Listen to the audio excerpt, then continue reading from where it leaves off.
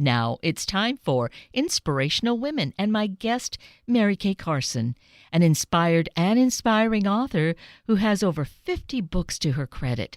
Books where she aims to connect kids and youth with nature and with history by making it become relevant, really a part of them. Mary Kay's latest series of books just out is Outdoor School, an interactive way of inspiring kids to be outdoors and finding their connection to all of nature. Now, let's meet Mary Kay Carson. Good morning, Mary Kay. How wonderful to speak with you this morning. Good to speak with you, too. You are on a very busy trek this morning with all the conversations about this wonderful series, Outdoor School. I am, but I'm excited to talk to someone in Seattle. I was actually born in Marysville many years ago. Oh, my goodness. Well, yeah, you are a Washingtonian then, for sure. Well, you know, where you live now in Ohio, it sounds like a beautiful area because even though it sounds like you're in the city, but you're on kind of an expansive property. Yes, you know, Cincinnati is an interesting place because it is very, very hilly because it's in the Ohio River Valley. And so Cincinnati is a very old city, and so there's a lot of unbuildable hillsides. And so those have all become green space over the years, and now most of them are protected green space. So it's, you know, for a city, there's actually a lot of green space. Well, you are fortunate, you know, going Yes. back then to your roots and being born in Marysville, you might not recognize it these days because I think I dare say that Seattle to Marysville is almost continuous. Building homes, all sorts of things.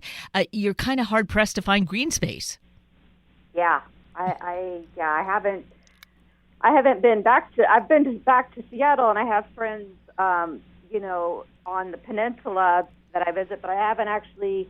We left when I was a tiny baby, so it's not like I have a lot of memories from Marysville. But that's kind of the way the world, isn't it? All these little towns are just sort of now becoming suburbs Of the big cities. But that's where you come in with all your wonderful writing and your passion for education and for science in being able to help kids and even us big kids navigate the world so that we can really find all the beauty and the nature that is around us. Yeah, it is.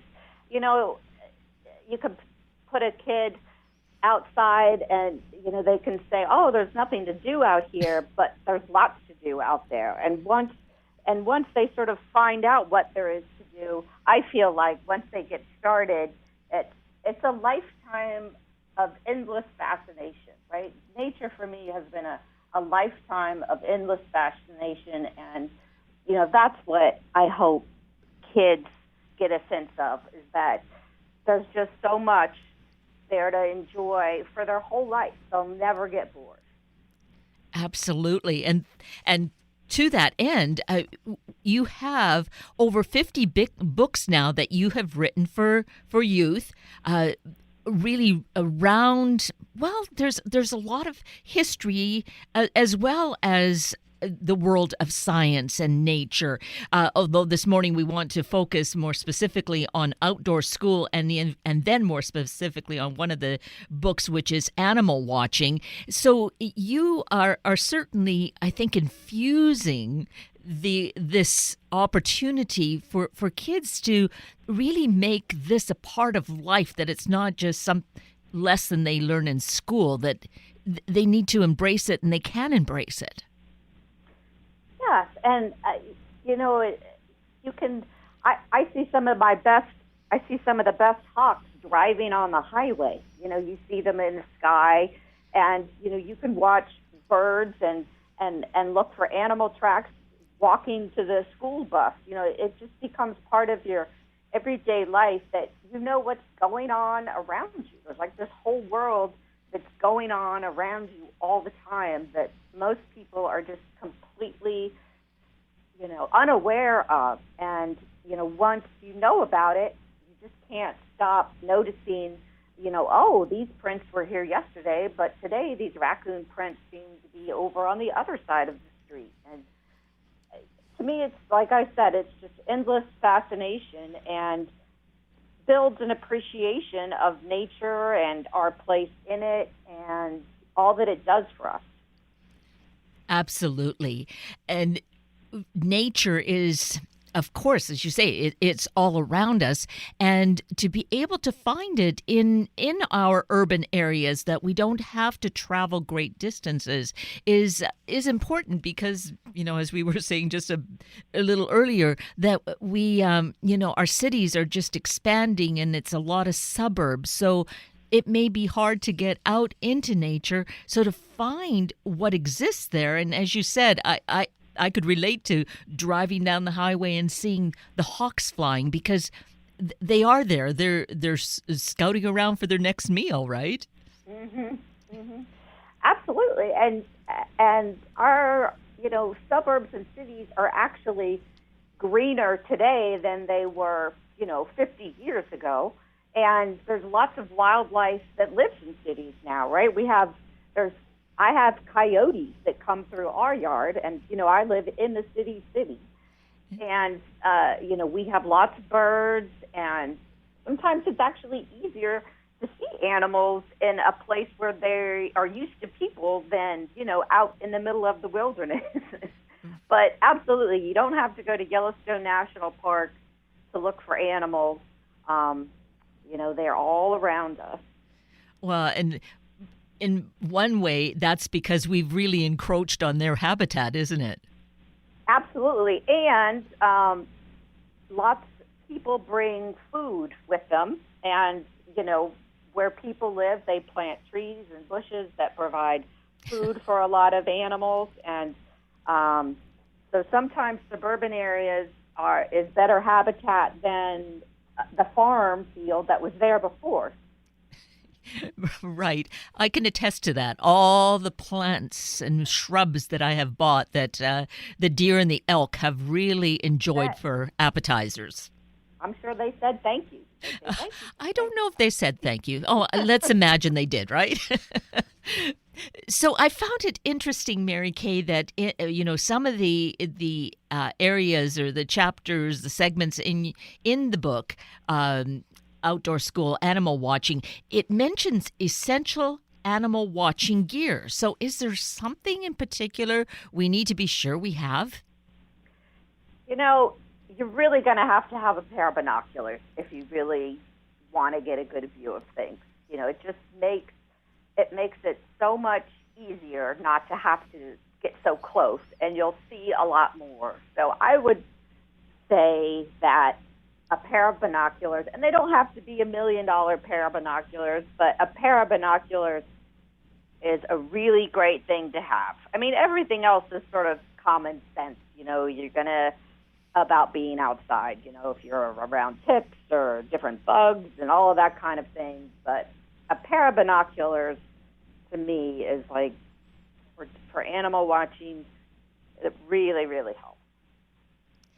And, along this line and all that we've been talking about in terms of this book and all the books that you write, considering this year that we have experienced, a year plus now, and kind of the upheaval and so much remote learning that's going on and parents having to take on the role of teachers so much of the time and teachers having to scramble, I feel that these books are a great resource for everyone involved, that they really help to bridge endless gaps. I do too. It's just, it's been so difficult with school and learning, and I feel like online school, especially for a lot of kids, can feel like a chore, and you don't want learning to become a chore, right? We all need to be lifelong learners.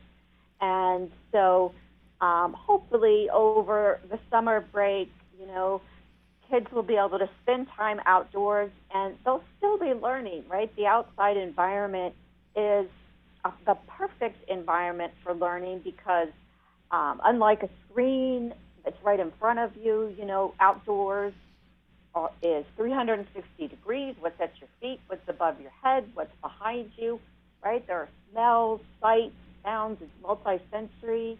The natural world is like a giant open-ended laboratory that you can experiment and observe in. And so books like this help kids, motivates them, gives them some objectives so they can get outside, and it helps them keep up with their reading. But mostly it's just about spending time outside. Yes, appreciating this world, this wonderful planet that we live on. Yes. It's like they say, you can't love what you don't know about. And so they need to know about it before you can care about it. Exactly. And you were saying how, some of our cities have become greener. So there's that consciousness that has been evolving to when there's developments that occur that a certain amount needs to be dedicated toward providing a green space. So there's a consciousness that's alive, but that needs to be built upon. And that's why our kids and we, as their parents and their elders, and need to be in conjunction with them on learning that and promoting that, so that we just keep building more of that for our future. That's right. And I often get asked for how to help sort of reluctant kids that just want to stay inside and play video games, how to get them to enjoy the outdoors more.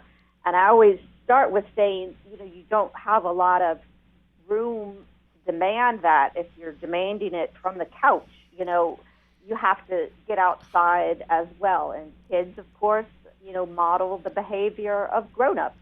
And so if, spending time outdoors, doing whatever, going for a walk, gardening, even just noticing things as you're walking, to the parking lot from the store back to the car, it's like, oh, look at that bird, or wow, I didn't know that those clouds had gotten so dark.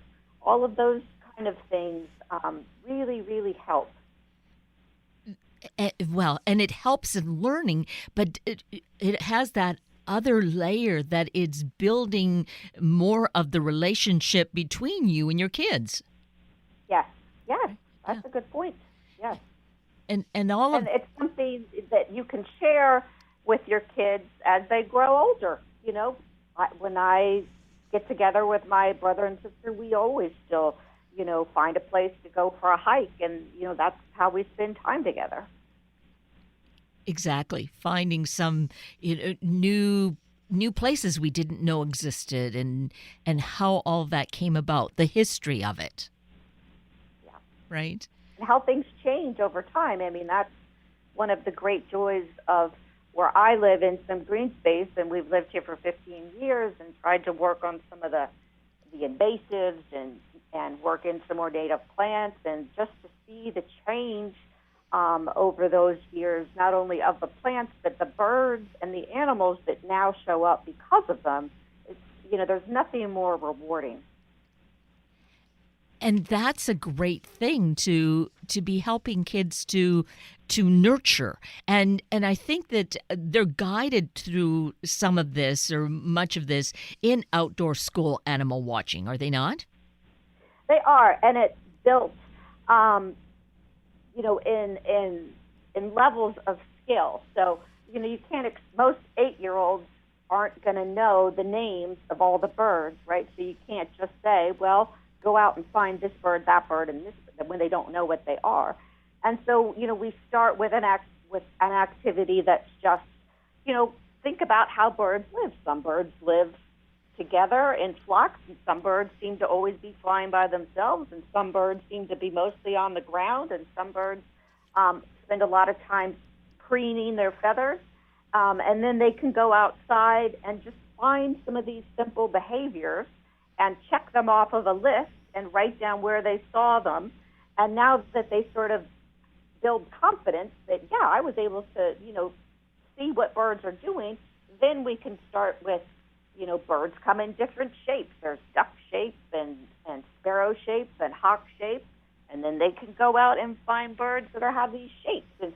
And it's through through building those skills that they get to the point of, you know, the difference between a fox sparrow and a white crowned sparrow, and you know, the nitty gritty of eye stripes and wing bars. And also their nesting sites, how that Yes. varies. Yes. Yes, that their nests, and you know, the behaviors for me is like one of the funnest parts of animal watching. And so many birds and other animals, you simply know them by the way that they're hopping around, right? That can't be anything but a nuthatch, because it's hopping upside down on the tree trunk, or that little furry thing that's off in the distance is obviously a squirrel, because it's, you know, running in funny hops that stop and start and stop and start. So the behavior is really one of my favorite parts of animal watching. And it causes us to slow down rather than moving at a frantic pace that we seem to be doing so much of the time. Maybe not so much in this last year, but still, you know, there's just that kind of a way of being that's become part of our life. So being in nature helps us to slow down, and it's so much healthier for us, certainly. And, uh, and make you feel like that there's nothing wrong with being slow. Do you know what I'm saying? It's like I could spend all this time, you know, watching some squirrels, and for a second you'll catch yourself feeling a little bit guilty, like, oh, I should be, you know, being more productive or getting something done. And then, you know, you just like, this is how life is, you know. You can just spend the time watching them, and that's how they go about their day. And I don't know, it brings me great comfort. Well, there is comfort in that. There's so much that we can learn from that behavior as to how the animals do live their life, and setting their priorities, and the way that they have their cohesive little family units. Yeah. And just to know that, you know, like, just like other people, animals live in all different kinds of ways and all different kinds of lives, and that's, it's like I keep coming back to the whole idea of things being infinitely fascinating. I just find it infinitely fascinating, and, you know, and to remember that we're animals too, and we share more with them than we have differences with them. So I think and that's something that kids know, right? I mean, all little kids love animals, and it, you know, and they just get busy with school and whatever else they're doing. But I feel like that germ is still there inside them. Exactly. And by being able to nurture that, brings learning and education to a whole new and exciting level. It's just what you say about it then being infinitely fascinating, instead of feeling like, oh, this is such a chore. Being so Right. much more involved. Yes, yes, yes. I mean, I'm shocked, you know, when I meet grown-ups who have lived in a place their whole lives, and, you know, they have no idea, like, what that tree is in their front yard that they've been looking at for 20 years, or, you know, don't know what a cardinal is. And it's not just about not knowing. To me, it's about, if you don't know those things, then you're not even noticing what's going around you, you know. And so that's what it is to me, is just to get kids to notice the natural world that's going around them all of the time, and all that it's doing for us, and its own value in itself. You know, it's especially, you know, during this pandemic year, you know, the natural world has gone on very well, thank you. So And isn't that true? I think that's what we really noticed in the first few months. Without so many planes flying overhead, all of a sudden we had more songbirds in our yard, Right, right? right, right. So yes, there has been a wonderful piece of that. I'm going to take a little sidetrack, a little detour here, thinking of how nature, does very well, and it relates to Washington State because. 20 some years ago, I think it's 25 years ago now, Mount St. Helens erupted. Yeah. And at the time, I was actually living in Hawaii. So I knew it erupted, but I had no other real knowledge of it except to see the cloud eventually kind of come past us a long time later. But when I moved to Washington State, and I then drove down the freeway and I came across this devastating landscape and I thought, what on earth is this? It was just so bleak, these just gray ash everywhere. I didn't realize, though, at that time, that that's, of course, where Mount St. Helens had erupted and the river was gone, the trees were gone. But then within about 20 years, it became so lush. The river was there, the trees were just, quite massive and verdant. So nature can come back, despite us. Absolutely. I mean, it's a perfect lesson for, this too shall pass. Mm. And it's good to remember that, the human species is only about 200,000 years old. And, that squirrel that you're mad at for eating all your bird seeds has, 20 times that length of time on the planet. So they've got something right. They've been around for a long time. Exactly. So we've talked about being in the forests and the air and the animals around us. Let's talk a little bit about the rivers and the lakes and the streams and what to be adventuring with there. The animal, the one thing is the rock fossil and shell hunting book has some great activities with shells, finding shells, and, of course, river stones that have been tumbled by the water.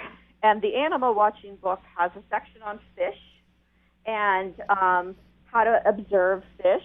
And there's some tricks, to seeing through the water and seeing different kinds of fish. And there's a fun activity that that's fun to do with kids when you're outside at night is, you might have even seen it, you just put a lit flashlight and a rock in a baggie and tape it up good or use a good rubber band and, lower it down with a rope, and then it just lights up, the bottom of the water off the dock or the stream that you're in, and you can just see all the animals, little crawdads and other little fish that are out at night. And it's just just like it is with animals on land, it's a whole nother world in the water after dark.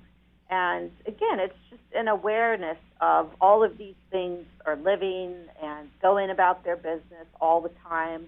And it's nice to know about it. And then from this, I think we'll grow this appreciation of how we are all important parts of living on the planet. Nature, of course, as we were saying, how, we can impede nature, but nature has this intricacy of harmony that goes on, and that we need all of this life in order to survive on this planet. I mean, the natural systems on the planet are what give us oxygen to breathe, right? The plants produce oxygen through photosynthesis. The plants help the water cycle, right? So we have water to drink, air to breathe, and the soil that produces our food is created through generations of life. I mean, these are systems that we depend on, and you can think of it as the earth cares for us through these systems, but we also need to care for it because there's so many people, and our takeover of the planet is so extensive that we actually affect nature now. And so building an appreciation of what life on Earth does for us and how we need to protect it is really important for the next generation. And I hope that they can do a better job than my own generation. Yes, there was hope for our generation, but somehow it's left us lacking. So with your doing this work, though, Mary Kay, writing all these incredible and fascinating books for kids to engage them and draw them in and let them venture out to explore and have this greater understanding, in that way, I think you are playing such an important role for our future. Well, you do what you can. You do what you can, and you're doing what you love, right? Yes, absolutely. Because science is a love of yours, but writing equally. So to be able to put those two together, provides, over 50 books, and certainly this new series of Outdoor School, which I think is just so incredible. So we should say that all of these books are available at all of our favorite book sources, correct? Yes, they are. They're available wherever books are sold.